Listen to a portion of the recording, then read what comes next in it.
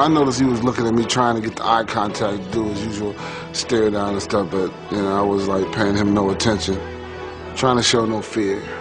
Douglas insists that he's going to shock the world in this fight. I don't know what Mike was thinking. If he knew he wasn't in shape, he should have went out there and threw everything he had in the first round because he wasn't throwing any punches. And Douglas was. After the first round, I felt that Mike was going to have a problem. Very hard right hand by Douglas inside. The way Mike started out, you could see his timing and his rhythm wasn't there. I was sitting next to Don King, and Mike was getting beaten so badly. And after 3 or 4 rounds, I looked at Don King. I said, Don, is this really happening? And I said, what's going on? He said, I don't know, but I don't like it. You're too flat-footed in there. Right. Okay? Trust in what you know. Do it. Let it go. Incredibly, the self-proclaimed baddest man on the planet was struggling in the ring. His problems were just beginning.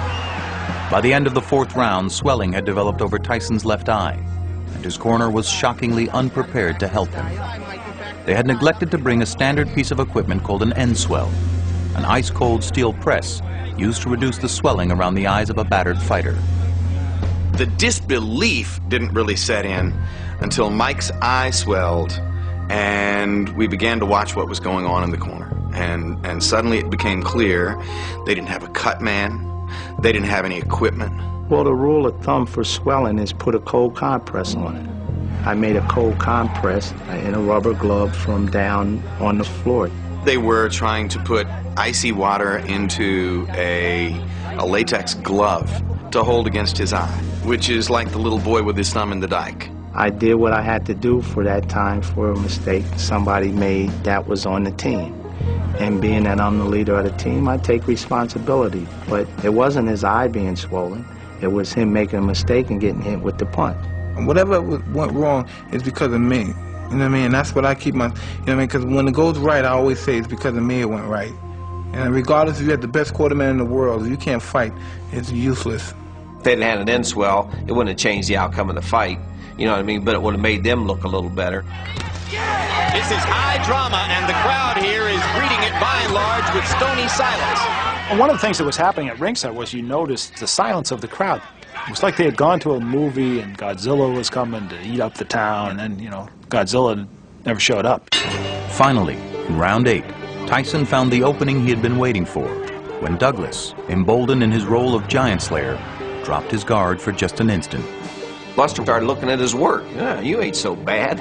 So he posed in front of him. Mike hit him with that uppercut. And boom, down he goes. And there's a right hand uppercut, and down goes Douglas. And he pounded his fist on the canvas. And I said, oh, okay, he's all right. Checked my watch to see where we were at in the round. Knew the round was almost over. I said, okay, we're cool. Fortunately, I was just, you know, caught with a glancing blow to where it really didn't do an effect to me. It knocked me down. That was it. When Mike hit him and knocked him down, it was like my kid getting knocked down. And at that instant, I wanted to reach through the TV and help him up. And he got up, and he got up like a man. He got up and he shook it off. And the rest is history. Let's see what Mike can do to finish. And the bell ends to save Buster Douglas at the end of round 8. He had put so much into that shot and to pull it off that it was gone. Mike normally would just swarm all over a guy when he had him hurt, and he just didn't have it in him. And Mike has slowed down, maybe a tiny bit arm weary. He hits the guy with his best Sunday punch, and the guy gets up. He's like, oh, if that don't take, you know, the desire out of you, nothing will. Douglas coming back with a left and right. Tyson is wobbling. Douglas wailing away. Tyson, who had absorbed tremendous punishment, was unable to summon the energy to capitalize on the knockdown. Douglas came back strongly in the 9th round and sensed that Tyson was a spent force in the 10th. The fight of Douglas's dreams was now the fight of his life. I started popping him with them jabs, and he wasn't moving as much as he was before. Then I pivoted, you know, I had got leverage and came up with it, you know, a real good uppercut. Bow. Oh, the uppercut. And I swear if Mike Tyson's neck wasn't so big, it ripped his head off. When he hit him, I actually went like that. I swear to God I did. I went like that. I thought maybe he knocked his head off. He hit him so hard with that uppercut. And then he'd just come with combinations and just drilled him. He fell right in our corner. I said, "You're done. Stay down, Mike." I said, oh, shit. That's what went through my mind. What an uppercut by Douglas, and down goes Tyson. And I'm thinking crazy. I'm saying they won't allow me to fight if I don't have the mouthpiece in my mouth. So I'm grabbing for the mouthpiece. That was over. I tried to get up, and I was hazy. I didn't know where I was at. It's over! It's over! Mike Tyson has been knocked out. At the end of the fight, he asked me what had happened, and I said, "You got knocked out." He wasn't feeling too good. His eye was swollen shut. He wanted to break down and cry, but he held himself together. He took his butt whooping like a man. And new heavyweight champion of the world, James Buster Douglas. Let's go ahead and call it the biggest upset in the history of heavyweight championship fights. Buster beat him at his best. And that myth about him not being in shape, that's not true. Because if he wouldn't have been in shape, he'd have been out there in about the second or third round because Buster was humming him. He just got his butt handed to him, and that's the excuse that he tried to use. Why did it happen, James? Because I wanted it. Why? Why did you win this fight that nobody on the planet gave you? His mother. In what way? God bless her heart.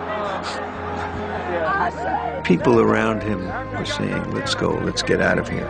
You want to go, James? No, let him talk. But that was his moment, and he wanted to speak. And I remember myself very clearly saying, let's just follow him as he's dealing with these extraordinarily human emotions. I'm just feeling real good and finally able to exhale with all the things that have been going on that I had to keep inside. The main thing I wanted to do was express my joy for my father and my mom, but my father. And Dad, this one is for you. I love you. He's my hero.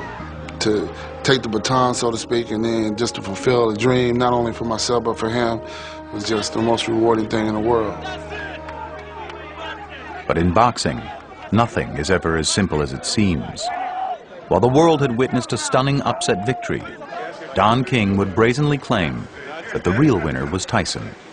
I said, "I told you, Don, I told you we were going to kick his butt." And he says, "Get away from me, I'm protesting." I said, "Protesting what?" King claimed that when Tyson knocked Douglas down in the 8th round, the count went long and should have been ruled a knockout in favor of Tyson. Though tradition holds that the defeated champion keeps his belts, in the chaos following the fight, Russell snagged one of Tyson's belts, figuring that in the event of a protest, possession is 9/10 of the law. They were all looking for the belt.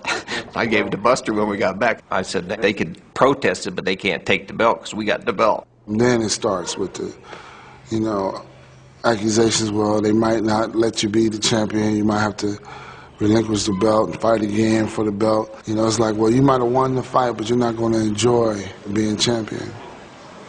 Word came that there was going to be a meeting back at the scene of the crime. You didn't know what was up, but you knew it wasn't going to be good for Buster Douglas. It was one of the most contentious press conferences I've ever seen. The door banged open and they walked to the side, and the image in my mind was, now you know what it feels like to be working at a 7-Eleven at 4 in the morning when they come in to rob you. And there's nothing that you can do. Here they come. Don King, perhaps because he wasn't in America, was behaving with amazing impunity and bravado. I mean, he just assumed that he could overturn this decision, this knockout, with no problem at all. And for a while, it looked like he would. Everybody has seen the facts, and the facts are irrefutable and incontrovertible. First knockout totally obliterated the second knockout, claiming that Douglas had been knocked out. Well, Douglas hadn't been knocked out. The guy said 9, he got up. This is boxing baloney. This is not true. King went to the videotape, questioning the accuracy of referee Octavio Mayron's count. But according to boxing rules, the ref in the ring is the ultimate authority. And even if the count as executed by Mayron was slow, it was final. More important, Douglas was on his feet at 9 and ready to fight. Silenced by the public's vocal support for the new champ, King abandoned his quest to take back the title. When he came home, it was like nothing I'd ever seen before. the pride that the city had. There was so much excitement, and it was amazing how many people admitted they were on the bandwagon. We knew you were going to do it, Buster. And the news was just rocking with James Buster Douglas from Columbus, Ohio. He was like a king in this community because he represented someone getting to the top. We went to the parade, and we went downtown City Hall, and they had this big stage set up, and as far as you could see, there were people. It was like hanging around with Michael Jackson, the Beatles, Elvis Presley. I always told him, I said, you're like Elvis Presley. Hanging around with you is like being with Elvis. Everybody wanted a piece of him, you know, because he was the guy that beat the baddest man on the planet. I was embraced, you know. That was cool, nice reception when I came back. But that was a lot of demands. You know, I got to do the talk shows. That was all right, but I'd have much rather have been just at home, just chilling. Later that year, an overweight and underprepared Douglas was quickly knocked out by Evander Holyfield, losing his title, but gaining a $24 million payday in the process. Douglas retired to Florida, where he grew to the dangerously unhealthy weight of nearly 400 pounds and almost died in a diabetic coma. Forced to get fit again just to stay alive, Douglas staged a comeback, winning 8 of his 9 bouts before retiring for good in 1999. I always wanted to do something in a good light to where it showed that I existed in this world. You know, it all came together for me.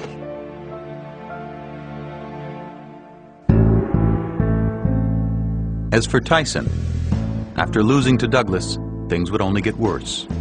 He fought just 4 more times before being sent to prison in March of 1992 for the rape of a beauty queen. And after being released 3 years later on parole, he returned to the ring a caricature of what he once was. Between ear bitings and angry outbursts, Tyson continued to make headlines. But the aura of invincibility was gone.